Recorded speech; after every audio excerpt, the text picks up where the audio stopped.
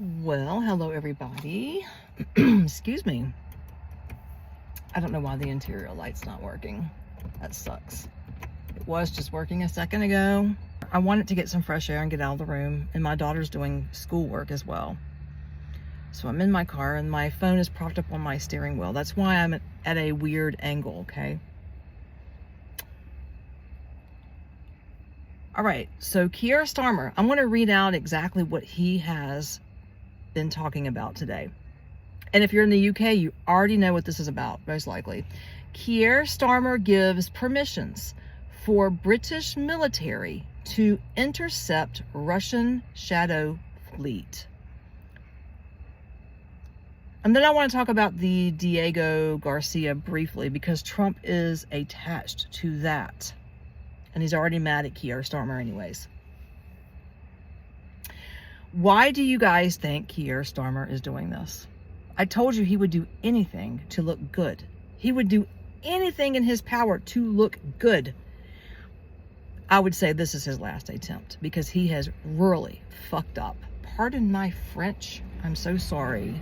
For those of you who don't like a cuss word every now and then, this is not the channel for you. I don't have patience for stupidity, and this is pure ludicrous what he's doing here.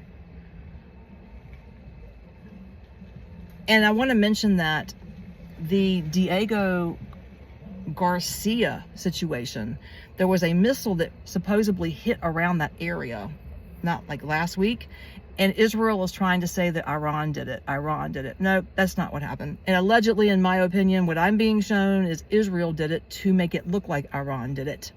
Just like Zelensky is going to take advantage of this, but not, I don't want to get too far ahead because I'm talking loud now. I'm getting worked up. Whew, okay. So what Starmer is doing is playing real maritime war. That's what he's doing. And this is just a future event waiting to happen that's going to explode, and we're just in the prehaps of it, okay? This is just the beginning. And what's to come down the line? Most likely war at some point. Let me pause this. There's a lot of people coming in the parking lot. So what Keir Starmer is doing may make him look strong in the very beginning of all of this, but he is going to come over heavy scrutiny. I'm saying, if you guys thought anything in his career has been modified as being bad, you don't know until he makes this mistake, and he's already made it. This is his career. Even if he's not out in the next 3 or 4 weeks, this is his career. People are going to start, and he's being pushed to do this, but he also wants to do this because he's a warmonger himself. I told you he didn't care about his people. So when the glow disappears and the spotlight is off of him because of all the negativity, because the British forces get dragged into this hot mess in some way or fashion, it won't matter how significant, it is going to dim that light to black, to no light on him at all. This is going to be messy, very messy. No, I don't see it starting World War III, but it is on the way. It is on the way, meaning it's not going to be World War III. Just like I told you guys from the very beginning, Iran is not going to be World War III. There's got to be several more fronts that open before that happens, like China, Taiwan, then you have Azerbaijan, and in other countries, you have Cyprus. There's several other countries that have to open up. You have India and Pakistan. No.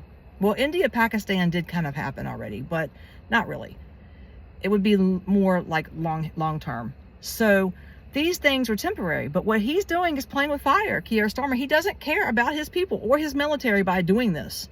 He wants a war with his people. He knows that Trump is not going to do this. Because originally, when Biden was in office, hold on a second. I had to come inside. Yeah, I had to come in. So we saw what happened when Biden was in office, right? And he was pushing for these things to happen, but not this significant. I'm just like freaking out. So the energy markets are going to jump if this happens. And Zelensky is going to use this as his advantage by making things look like Russia did them. He's been wanting to drag NATO into this war, proxy war with Ukraine, Russia for a very long time. And now he's going to use the opportunity and the British people and their resources, because right now the eyes are all on Iran and Israel, and that's not acceptable. Zelensky doesn't want to accept that. So he's going to do his best to cause some type of chaotic event, red herring event. And yeah, that's what's going to happen there.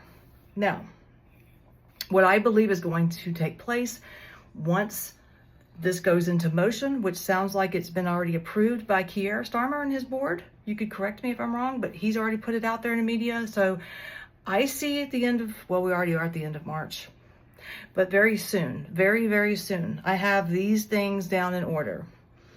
A boarding or interception that doesn't go well is going to take place first, which would be a vessel that, say, refuses to comply on either end.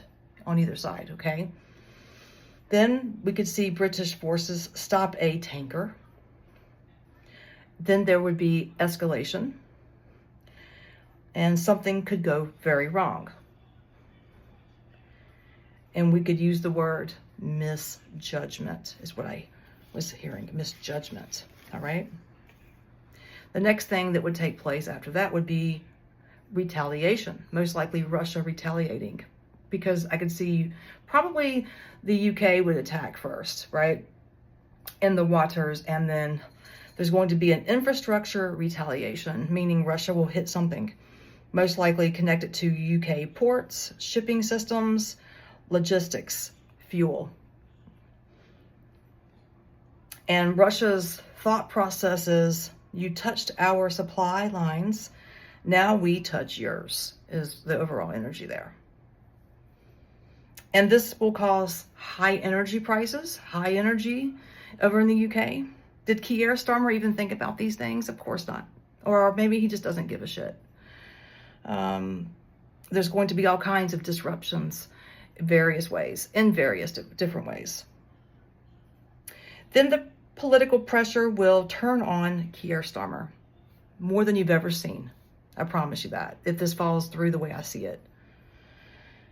And this is going to be huge in his career. This is going to ruin him. He's already hated by so many. And there's some people that love him because his lovers come onto my channel and make fun of me. So he has some people out there that support him. I do see tankers being damaged and crew members possibly detained. And this will turn into a gray zone, war zone. Or, yeah, war zone. Gray means it's not full-fledged war, but it's a hot spot. And I want to tell you some things I was getting here as well. So again, here's the order of how I see it happening. Interception, and then you have direct retaliation, and then there would be economic shipping disruptions or any type of disruption pertaining to money. Then you're going to have political backlash begins. And here are the areas that because I looked at a map and I wrote these down. The areas to be looking out for is the North Sea, which would be on the United Kingdom side. So again, North Sea, but it's going to be on the UK side, a corridor. So it'd be North Sea on the UK side, and then they would be positioning at the east of Scotland. I might have said Ireland, but I meant to say Scotland. And then it would move towards the Norwegian corridor. If you guys live out that way, you know what I'm talking about, because I really don't. And then the areas to really be looking out for is Denmark Straits, between Sweden, Baltic states, and the North Sea. But the strongest area is going to be the North Sea. And the UK is going to have the upper hand in the very beginning, whatever's going on out in the sea. You know, the disruptions, the interceptions, the misjudgments. It looks like the UK will have the upper hand in the very beginning of this. But this is how Russia plays. They play long and drug out, just like with Russia, Ukraine. Putin could have taken Ukraine, but this is how they do it. They grind slow.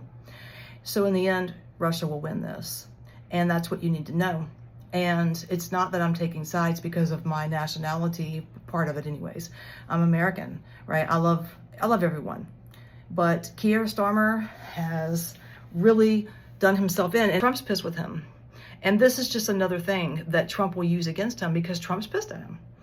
And the island that I mentioned earlier, Garcia, that island is going to be something that Trump plays with Keir with.